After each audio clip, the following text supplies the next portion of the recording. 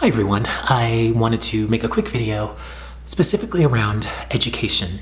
I recently launched thismytribe.com, and it's basically an online platform for executive assistants to sort of tribe up and to have a community where they can sort of reach out and give each other recommendations and tips and tricks and what's new, what's coming, that sort of thing, and really be in the know. But more importantly, to have those opportunities to share with one another the things that they learn in the wild and sort of educate themselves and level up using that information. I have to say though, my biggest disappointment so far, and I'm only a week and a few days in, is all of the kind of excuses that I've gotten in the comment sections and privately through DM or whatever else regarding, oh, it's too expensive, and oh, I need to budget for this, and oh, why is this not free, etc., etc. What I do is not for everyone. My opinions are, take them with a grain of salt. I'm an expert, but I'm no dictator as to what is the correct thing to do or how to be the world's greatest executive assistant. What I do have is experience, 26 years of it plus, in fact, that has allowed me to go from a little gay farm boy growing up in Tyler, Texas, to someone who sat right across from Jack Dorsey every day. So I really, more than anything, want us to understand that education is everything, especially in this role, but not necessarily just for executive assistants, but for anyone. I've never really understood how you could actually take a job, really give your life, a substantial portion of your life on a daily, weekly, monthly, yearly basis, and not continue to grow in position.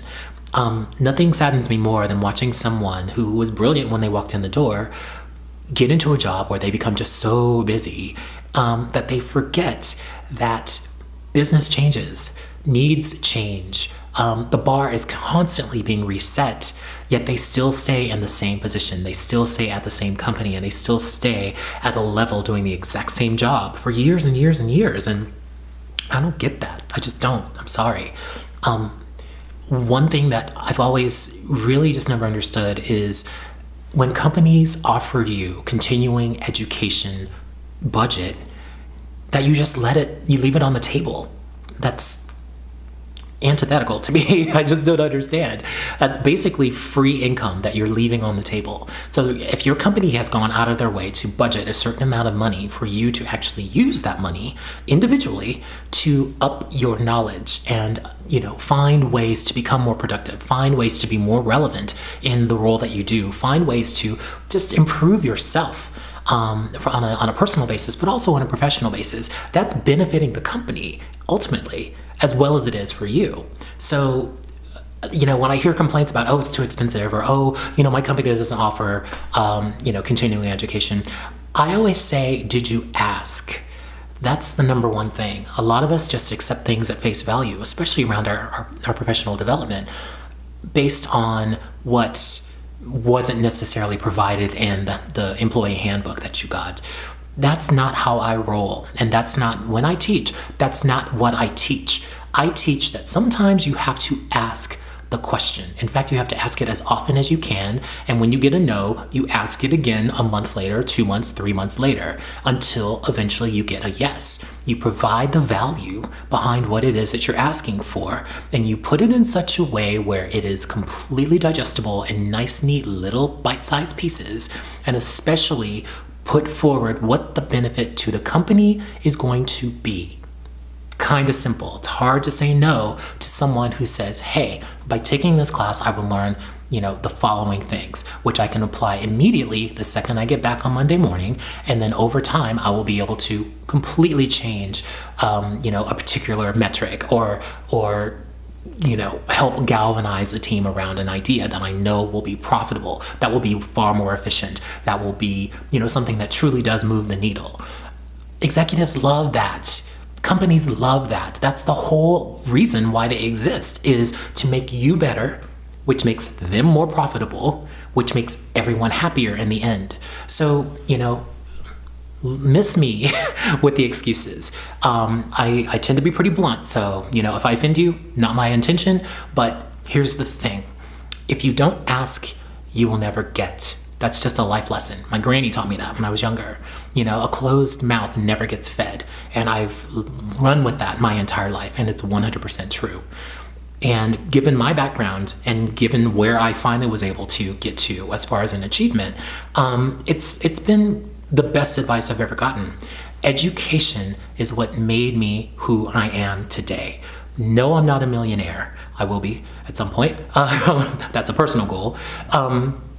No, I'm not, the world's authority on all things executive assistant. There are some amazing instructors out there, and there's some that are crap. But, at least they also understand the benefit of education and doing whatever you need to do, be it personal or be it via your company's funds, to make sure that you're learning on a daily basis, and that what you learn, you actually pay forward. That's the thing that I teach. It's one thing to be able to go to a really expensive conference, learn all of this stuff, and then keep it to yourself. It's another thing to go to some place, a conference, one of my classes, This My Tribe, who knows, and learn a ton of stuff with a group of like-minded individuals, and you all find a way to pay that forward within your individual organizations. That to me is heaven, and that to me is what education is all about. And it's something that you can use as a talking point when you're asking for that $365, for instance, for my class, or when you're asking for the $1,700 2-day event in Palm Springs, whatever. I don't care, but please don't get into this sort of excuse vortex, especially around your personal development. It's everything. If your career means anything to you at all, your professional development should be number one on the list of things that you 100% must have. You must have educational opportunities in order for you to grow as a professional, but also to help your bosses grow, to help your companies grow, and to have a voice within the company that you're in. So again, don't want this to be a diatribe. It's more really just to get people to understand, and not just executive assistants. This could be an engineer. I mean, in engineering, I know this for a fact. I work with engineers all the time. You need to be able to keep relevant. You need to understand what's new, what's trending in the market, what's actually working, what new software is out there that you need to learn. Take a class with that particular software. And I always say this too, if you can't get the full amount from your bosses, and if you can't get it from the company, say, you work for a nonprofit, your nonprofit, it's donor-based funds, I get it. But I'm also a believer that if your boss really believes in you, then split it, go Dutch. How about that? I'll pay half, you pay half, because it's going to benefit us both, period, end of story. And I don't think most executives would balk at that. If I'm asking you for $165 and I'm paying for $165 out of it, of my own money, that gives me skin in the game. And if I can show you once after that, and we set up some sort of meeting that talks about, okay, let's put a plan together. Let's take what you learned from that educational opportunity and figure out how that's going to be applied to the business. And let's figure out, what metrics we're trying to hit by a certain time. Gold. So please start thinking about this. Stop with the excuses about, I see $365 and I immediately turn left. It's not the money. This is about your professional development. This is about how do I get from where I am now, which may be, in a good place, to an exceptional place. And then keeping in mind, especially executive assistants, our lunch is about to be, swiped off the table, and we're about to get kicked off the table that we sat at for years, called AI.